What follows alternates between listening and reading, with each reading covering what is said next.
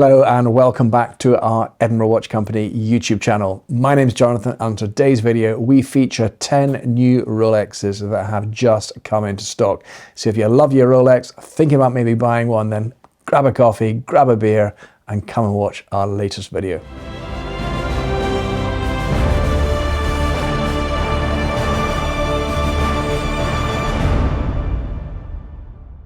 Autumn is here, the heating's back on, and let's kick this video off with a quick wristwatch check.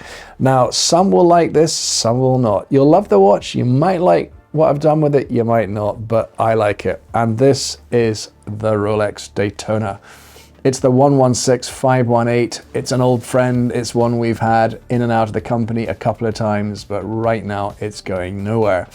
As you can see, it features in yellow gold with a beautiful white batten dial. It came on a brown alligator strap, and for a bit of summer fun, I mounted it on to the red rubber bee strap. I can wear it in the water, in the shower. It feels lovely and light to wear, and it's just good fun. And when I get tired of that, we can put it back on the leather strap.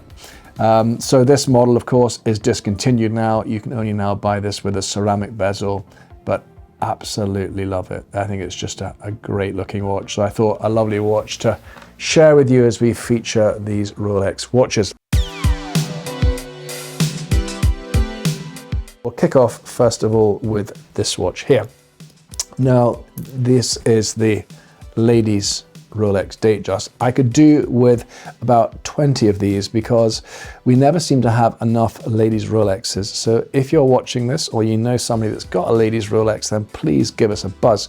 We're also always looking for new watches too. So if you're thinking about selling yours or perhaps part exchanging it, then give me a buzz. We've got credit card facilities, we've got finance facilities. We'll do everything we can to kind of help you get your dream watch.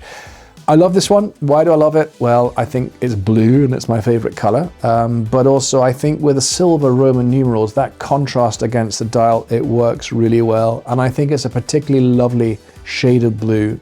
31mm case size, very, very popular size, very much overtaken the smaller and traditional 26mm Datejust. You can see you've got the date window there too. It's quite an easy dial to read the time on. I think some of these ones, when they have like silver with silver hands, it's sometimes for some people can be quite hard, but this one is really lovely. So this one's an automatic, it's a chronometer. It's in absolutely gorgeous condition. For all these watches I'm going to show you, everything we have has the original box and papers, and they're all in just pristine condition. And we've got two categories of watches. We've got pre-loved, pre-owned, which come in and get beautifully prepared back to as best as we can make them. And then we have the unworn ones too. So that's a watch that's previously been bought, not been worn and sold to us, and we get the chance to offer you something you can't get. Because as we know, there's no Rolexes really in any dealers around the world. And so we've got some lovely ones to share with you. Yes, you'll have to normally pay a little bit more than list for them, sometimes a lot more than list, but again, we've got something to share with you. And we try to ensure our prices are as competitive as possible. So, okay, this is the Datejust 31. As you can see, you have a choice. These get mounted on the Oyster or the Jubilee bracelet. This one being on the Oyster, and you can see there it's got the polished center links running through the middle. I think it's a very, very sporty look, and of course this isn't gonna go on my wrist, so let's just try and give you some sort of perspective there. It really is very, very nice indeed. And again, this would make a lovely gift. Now, we are, as I say, just about to hit October, so we're about to start the Christmas buying season, really. So if you're perhaps thinking about buying a member of the family, a loved one, a watch for Christmas, then probably no harm in just finding that watch you want and go and bag it, get it put away, and at least that's that big present actually done.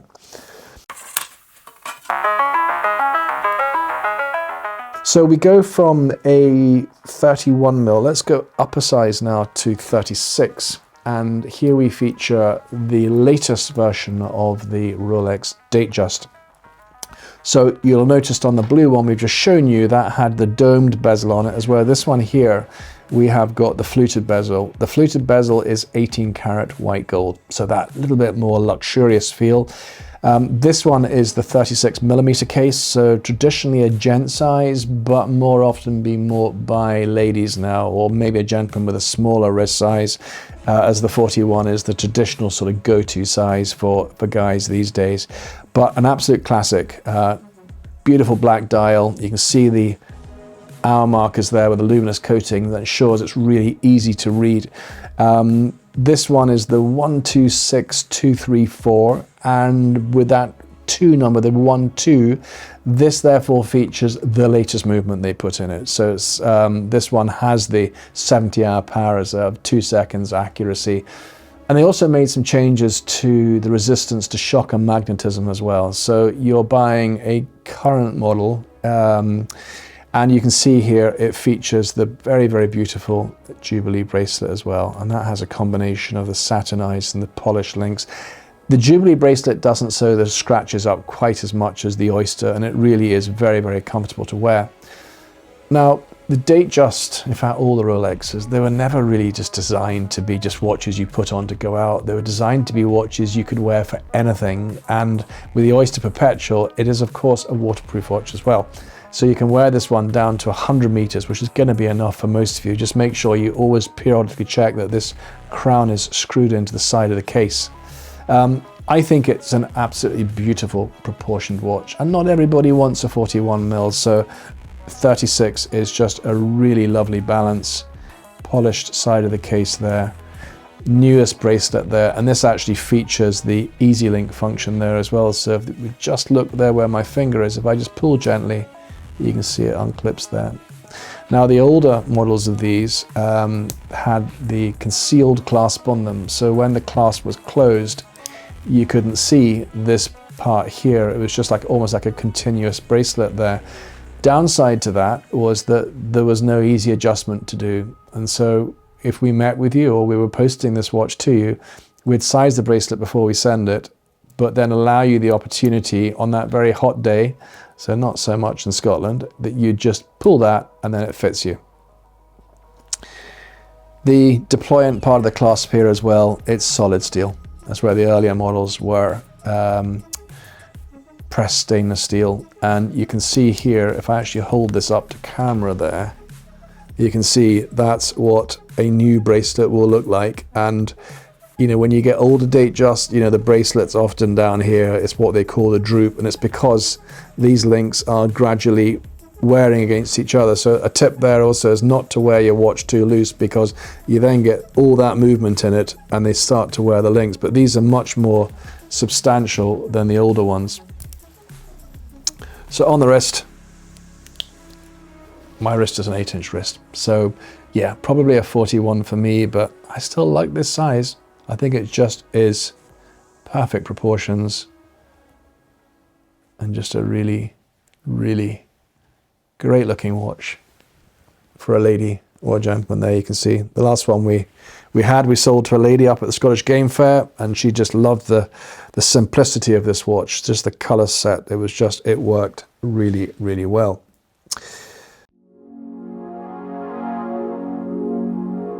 So we move from the Datejust, we're going up in size a bit there. So we've looked at 31, we've looked at 36, and we now have one of 2 of the Oyster Perpetuals. And I think this is a real looker. I think it's this is the 41mm Oyster Perpetual. It's the 124300. And this came out a few years ago, and the predecessor was the 39mm. So when the 41mm came out, they took the opportunity to put a new movement in it that, similar to the other ones we've spoken about, had that 70-hour power reserve and more resistance to shock and magnetism. But it's the look of this one. This is, I think, with silver and the gold markers on this, it's almost like a vintage feel. In fact, this is the first of the silver ones we've had through, and I think it is a really lovely looking watch. I think with fashion now as it is, with ladies liking bigger watches, no reason why a lady couldn't wear this, but you know, traditionally built as a gent's watch. So an automatic, again with the chronometer movement, accurate to 2 seconds per day. You can't get this in the shops. They're around about the 5,000 mark new, and this one here in absolutely pristine condition. It's had a lovely lady that had this one from new.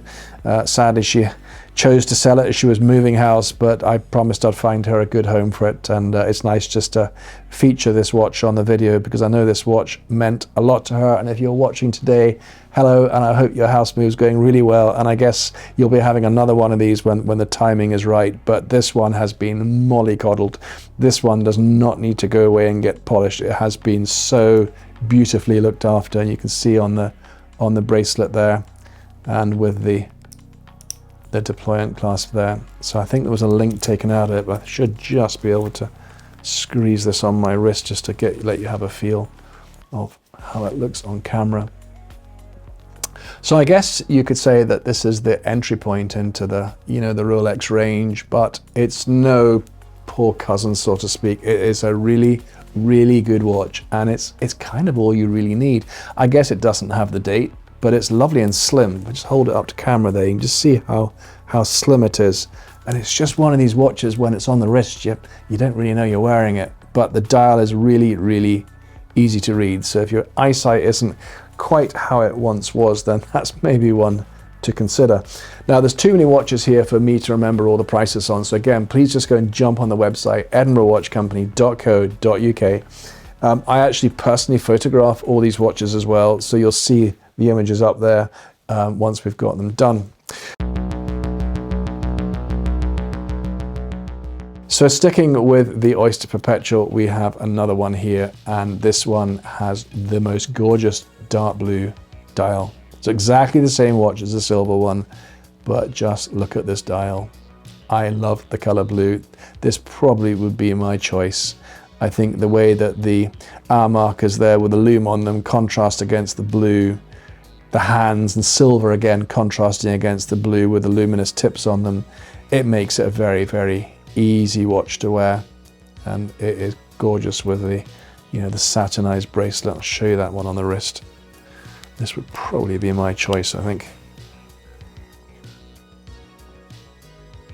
Lovely, isn't it? Really nice bracelet on it too. Now this one was worn very sparingly. In fact, you can see it still has the stickers on the back there as well. So in great condition. Just a really, really nice watch. So we're now going to go up to sort of 41 mil, and the 36 millimeter was the sort of largest Datejust for many, many years until maybe around about 2007, I think it was. Rolex listened to their customers, they watched the market, and they brought out the Datejust II with the 41 millimeter case size. And this is a absolutely pristine example of one we've just taken in. It's just had one owner from new. Off the top of my head, I think it's around about 2009. And I think what I love about this watch is the color of the dial. It's a kind of ivory color with gold markers, and you can see the luminous hour hands there and the hour markers. It just works really well. I think that the ivory dial, the yellow gold fluted bezel, the Oyster bracelet is just a really, really handsome watch. And these are now discontinued, and they stopped around about 2017 when the Datejust 41 came out, which was a bit slimmer, and of course that had the new movement. But some people prefer the Datejust II. It's slightly more substantial look and feel to it than the newer models, and particularly if you have a larger wrist, you might like that. But here on the bracelet, it has that classic Oyster bracelet, as you can see there, with the polished center links running through in the middle.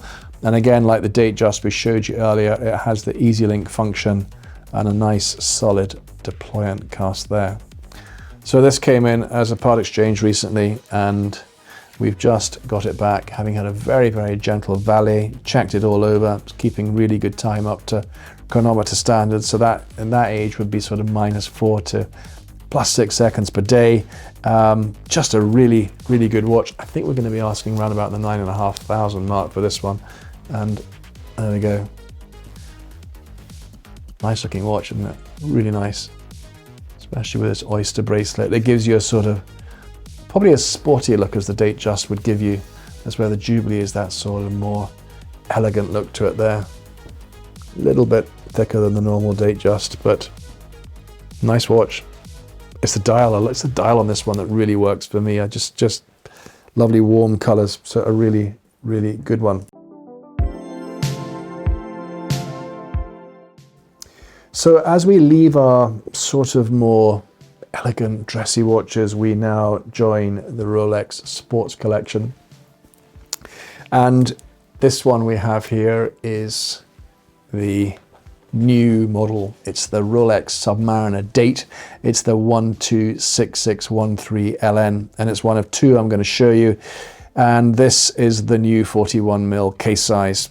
Now, the key things here, this had the new movement. So I guess what we call the ceramic Submariner came out in around about 2010, ran up to 2020. That's when this model was introduced to the range. So the case lugs here, very slightly slimmer than the previous maxi case.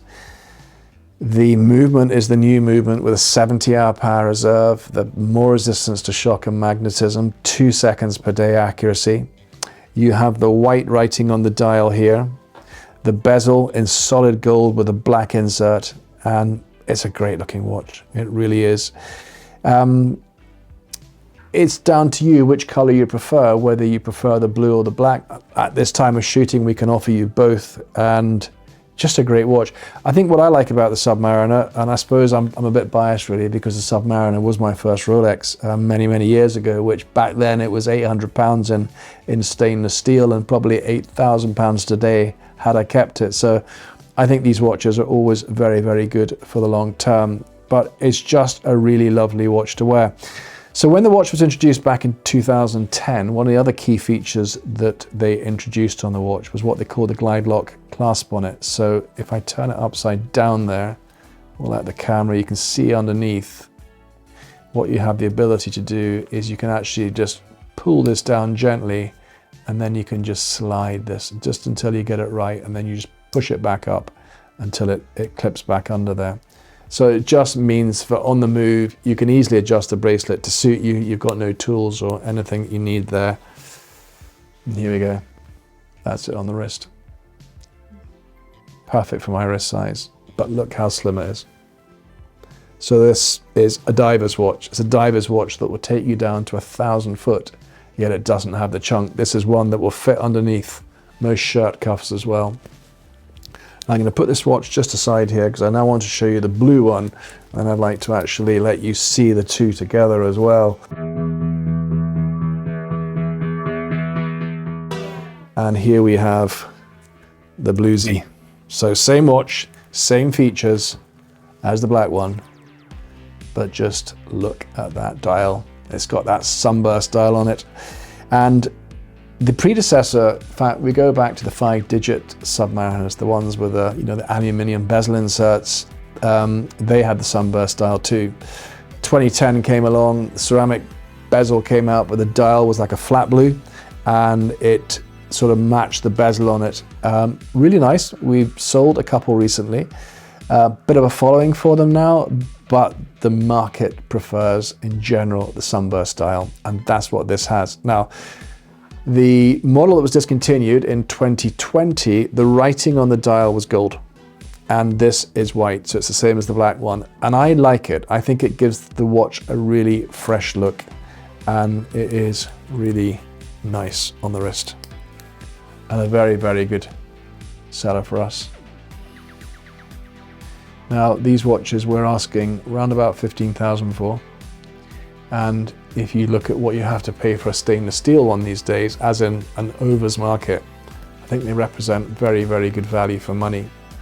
List price now is around about 12,350, so they're not that much over, but just looking down at camera here so you can see them, they are two really very beautiful watches. So there we are, a pair of sub dates.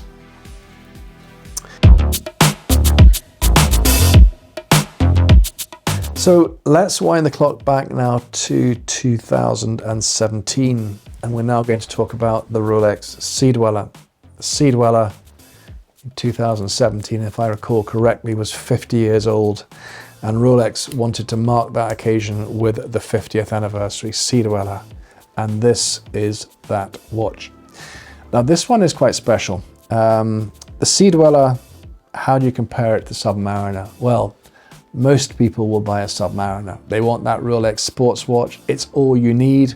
When I chose to buy my Submariner, beside it was a Sea Dweller in the window. To me back then, in my early 20s, it was the Submariner. It was the James Bond watch I wanted. I didn't really get what the Sea Dweller was. Well, okay, it went down to 4,000 foot. Well, mine was never going to go beyond the bottom of the swimming pool. So the Sub was fine for me.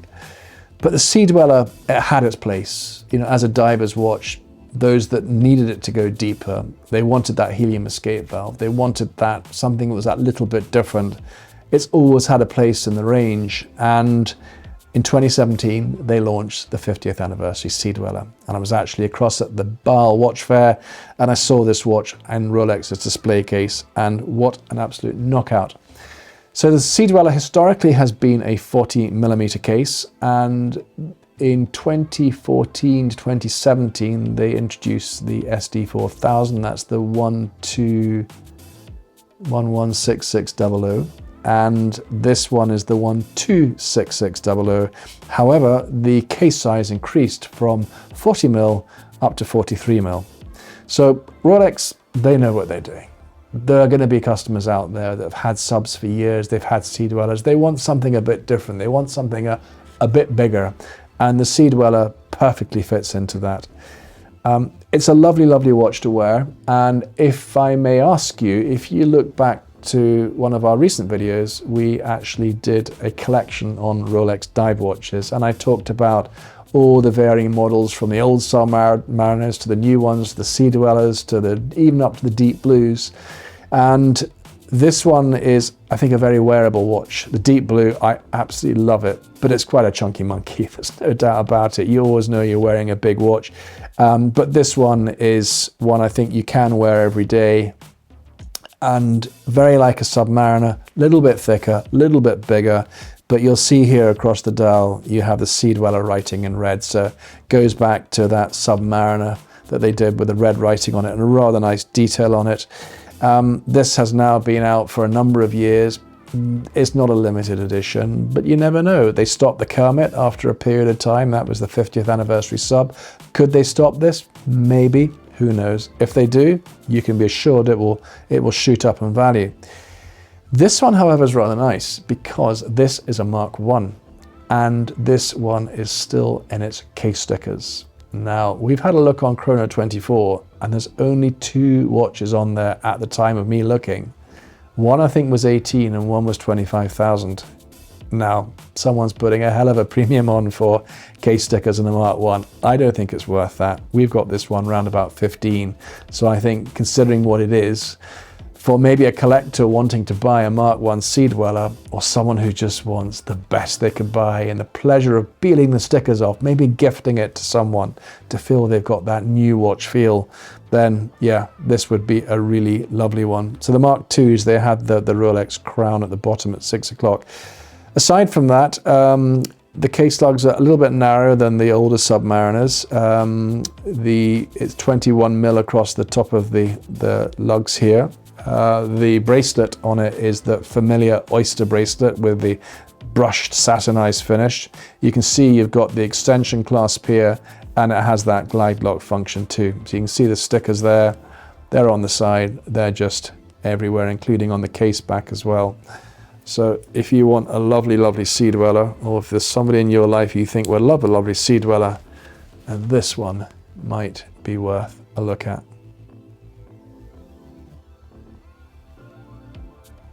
Hold that one up to camera for you. So there we go. That is our Sea Dweller. Now we're going back in size a bit, but we are going into some precious metal, because here we have a solid gold Rolex Submariner date that's just come in from a really lovely customer of ours.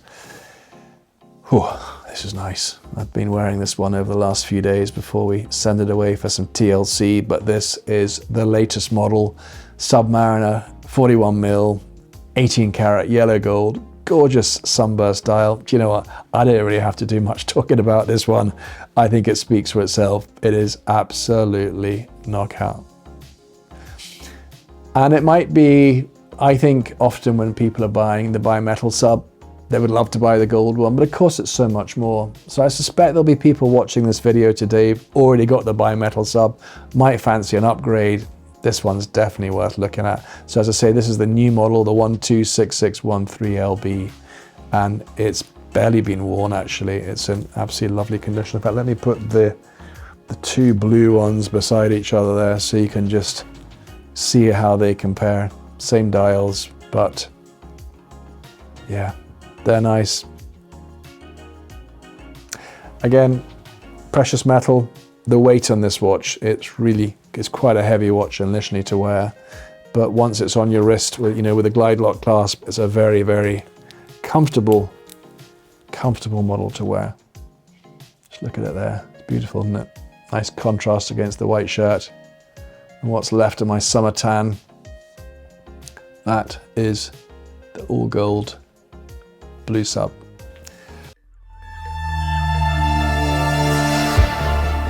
Okay, just one more watch to go, and thank you all of you for your patience. Hope you've been enjoying a drink going through that. We finish off today with the Daytona, the ceramic Daytona, the Panda Daytona, the 116500 LN, probably the most desirable Daytona in the range, the one that everybody wants, and probably my favorite ever Rolex. I just love this watch. I've been lucky enough to have the black one and the white one. Had them both for about a year. It was my kind of signature watch. I wore it everywhere for everything. And like we often do, we sell our watches to buy something. I sold it to buy a Mini. The Mini dropped in value. The Daytona shot up by 10,000. But hey, that's life. This is a 2021 Daytona. It's actually an unworn watch. These watches, they have come back. The market, as we shoot this, at the beginning of October, the market has come back. They're still significantly over list, but you can't get them. There's no way you can get this watch unless you're a very good customer with a great spend history. And therefore, you just have to pay a bit more. In fact, you have to pay a lot more to get one of these, but we've got one, and yeah, it's gorgeous. It really is. So what is it? What have they done to it? The Rolex Daytona, of course, been around a long, long time. When this model came out in 2016, they fitted a ceramic bezel to it. They changed the dial slightly. It had a very tried and tested automatic chronometer movement, accuracy to within about 2 seconds per day, power reserve. It's actually got a decent power reserve. I think it's kicking up to about 60, 70 hours. It's pretty decent for the Daytona. The chronograph function here. But what I love about the Daytona is how slim it is. It's just such a lovely watch to wear. And this one being the Panda with the Oyster bracelet there. It's a bit like a Porsche GT3, isn't it? 100,000 over list, but you still want it and people still buy them. But once you put the money aside and you've got this watch on your wrist, I'm not sure it really matters, because this, I think, this is it. I think this is the nicest watch in the range. And there we go. We've got it here, unworn, boxed and papered. And we're always trying to be as competitive as we can do with it. So what a watch to finish off with, the Rolex Daytona. Thank you, all of you, so much for watching. Thank you for taking the time to see what we do. Again, let us have your comments. If you've enjoyed this video, give us a thumbs up. If there's something we can do better, let us know. And just click to subscribe and you'll be notified of all of our latest videos. So more videos coming along every Friday. Have a great weekend. Take care.